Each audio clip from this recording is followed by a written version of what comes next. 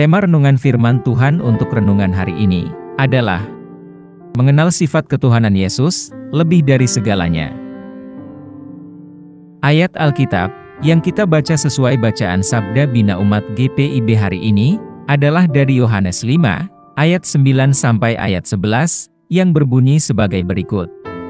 Dan pada saat itu juga sembuhlah orang itu, lalu ia mengangkat tilamnya dan berjalan.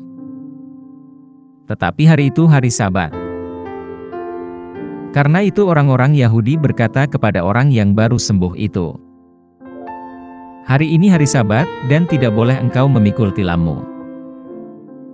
Akan tetapi ia menjawab mereka, "Orang yang telah menyembuhkan aku, dia yang mengatakan kepadaku, angkatlah tilammu dan berjalanlah." Demikian pembacaan Alkitab. Haleluya!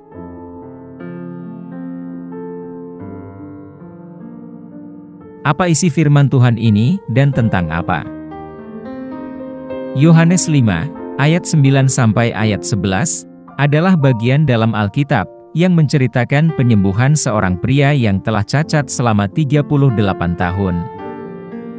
Perikop ini adalah bagian dari narasi yang lebih besar dalam Injil Yohanes yang menggambarkan pelayanan dan mujizat Yesus. Bagian ini berfokus pada penyembuhan ajaib yang terjadi dan reaksi otoritas Yahudi terhadap peristiwa ini. Bagian itu dimulai dengan Yesus bertemu dengan seorang pria yang telah berbaring di tepi kolam Bethesda selama bertahun-tahun. Pria itu cacat dan tidak bisa bergerak sendiri, dan dia berharap bisa disembuhkan oleh air kolam yang dipercaya memiliki kekuatan penyembuhan. Ketika Yesus melihat orang itu terbaring di sana, dia bertanya apakah dia ingin disembuhkan. Pria itu menjawab bahwa dia menginginkannya, tetapi dia tidak memiliki siapapun untuk membantunya masuk ke kolam ketika air kolam sedang bergejolak. Yesus kemudian menyuruh orang itu untuk bangun, mengangkat tikarnya, dan berjalan. Segera, pria itu sembuh, dan dia bisa berjalan. Ini adalah peristiwa ajaib, dan menyebabkan kehebohan di kalangan otoritas Yahudi. Bagian selanjutnya menggambarkan reaksi otoritas Yahudi terhadap penyembuhan ini. Otoritas Yahudi kecewa karena Yesus melakukan penyembuhan ini pada hari Sabat, yang merupakan hari istirahat menurut hukum Yahudi. Mereka menuduh Yesus melanggar Sabat dan melanggar hukum Tuhan. Akan tetapi, Yesus membela diri dengan mengatakan bahwa dia melakukan pekerjaan Bapanya yang selalu bekerja sejak penciptaan.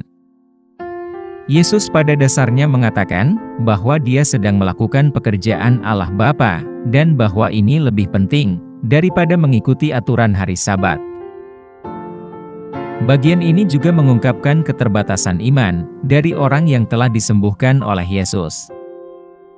Ketika otoritas Yahudi bertanya, siapa yang telah menyembuhkannya, dia tidak tahu, dan ketika Yesus menemukannya kemudian dan berbicara dengannya, orang itu bahkan tidak tahu siapa Yesus itu. Keterbatasan iman ini kontras dengan iman tokoh-tokoh lain dalam Injil Yohanes, seperti wanita Samaria di sumur, yang percaya kepada Yesus tanpa melihat mukjizat apapun. Dalam konteks Injil Yohanes, perikop ini berfungsi untuk menyoroti kuasa dan keilahian Yesus. Itu menunjukkan bahwa Yesus memiliki kuasa untuk menyembuhkan dan melakukan mukjizat, dan bahwa dia tidak terikat oleh aturan dan peraturan dari otoritas orang Yahudi. Itu juga menunjukkan akan kurangnya iman dari beberapa orang yang menyaksikan mukjizatnya dan penentangan yang Yesus hadapi dari otoritas Yahudi. Bagian ini juga memiliki implikasi teologis. Itu menunjukkan bahwa Yesus adalah anak Allah, dan bahwa ia memiliki kuasa untuk mengampuni dosa dan menyembuhkan.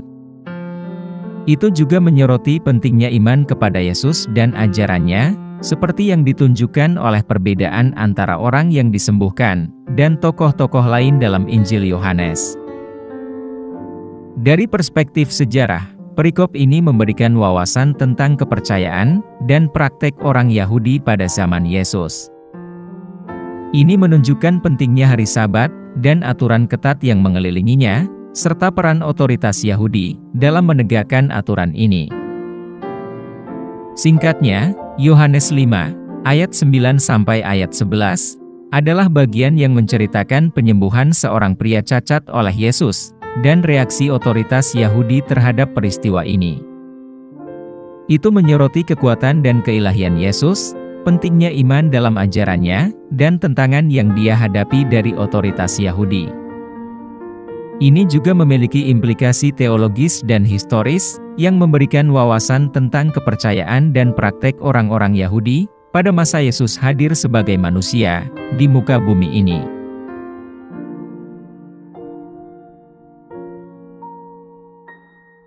Apa pesan Tuhan untuk kita? Pesan Tuhan bagi kita adalah pentingnya iman kepada Yesus sebagai anak Allah dan juru selamat kita, dan pentingnya untuk mengetahui dan mengalami kodrat ilahi Yesus. Melalui iman ini, kita dapat mengalami kuasa dan kasih Allah, dan diubahkan dalam hidup kita. Kisah orang yang disembuhkan dari sakit lumpuhnya menunjukkan pentingnya iman kepada Yesus, karena dia disembuhkan melalui kepercayaannya pada kuasa dan otoritas Yesus. Demikian pula, iman kita sendiri kepada Yesus dapat membawa kesembuhan dan perubahan dalam hidup kita. Namun, iman ini juga menuntut kita untuk menerobos penghalang dan melawan penindasan, seperti yang ditunjukkan oleh pelayanan Yesus sendiri. Kita harus bersedia menjangkau mereka yang terpinggirkan atau membutuhkan, dan bekerja untuk keadilan dan kesetaraan di dunia kita. Kisah ini juga menyoroti ketegangan antara pentingnya memelihara Sabat, dan melakukan pekerjaan Allah, dan bagaimana kita dapat menghormati Sabat, sementara juga terbuka terhadap pergerakan roh dan kebutuhan orang lain di sekitar kita. Secara keseluruhan, pesan Allah dalam Yohanes 5, ayat 9 sampai ayat 11, adalah bahwa iman kepada Yesus sangat penting, khususnya untuk mengetahui dan mengalami kodrat ilahi Yesus, dan bahwa iman ini menuntut kita untuk menerobos penghalang, melawan penindasan, dan bekerja demi keadilan dan kesetaraan yang ada di dunia saat ini. Apa yang harus kita terapkan dalam kehidupan kita? Orang yang disembuhkan dalam cerita ini memiliki iman kepada Yesus, dan iman inilah yang menyebabkan kesembuhannya. Kita juga harus beriman kepada Yesus sebagai Putra Allah dan Juru Selamat kita, dan percaya pada kuasa dan otoritasnya untuk menyembuhkan dan mengubah hidup kita. Yesus menerobos hambatan sosial, budaya, dan agama untuk menjangkau orang yang cacat. Kita juga harus rela menerobos penghalang kita sendiri dan menjangkau mereka yang terpinggirkan atau membutuhkan. Ini bisa melibatkan melangkah keluar dari zona nyaman kita dan bersedia terlibat dengan orang-orang yang berbeda dari kita. Yesus menentang penindasan dan legalisme otoritas Yahudi, dan kita juga harus bersedia melawan penindasan dalam kehidupan dan komunitas kita sendiri. Ini bisa melibatkan kita untuk berbicara menentang ketidakadilan, mengadvokasi kelompok-kelompok yang terpinggirkan, dan bekerja untuk kesetaraan dan keadilan. Sementara Yesus menekankan pentingnya melakukan pekerjaan Allah, Dia juga menghormati hari Sabat. Kita juga harus menemukan keseimbangan antara menghormati hari Sabat dan terbuka terhadap pergerakan roh dan kebutuhan orang lain. Untuk mengetahui hakikat ketuhanan Yesus, kita harus memperdalam hubungan kita dengan Dia melalui doa, penyembahan, dan pendalaman Alkitab. Ini dapat membantu kita memahami kuasa dan kasih-Nya, serta membimbing hidup kita. Dengan menerapkan prinsip-prinsip tersebut dalam kehidupan kita, kita dapat mengetahui hakikat ketuhanan Yesus, yang lebih penting dari segala sesuatu, termasuk penyakit dan berbagai peraturan yang menghalangi kita. Kita dapat mengalami kuasa dan kasih Allah, diubahkan dalam hidup kita, dan dibimbing oleh teladan kasih sayang dan keadilan Yesus.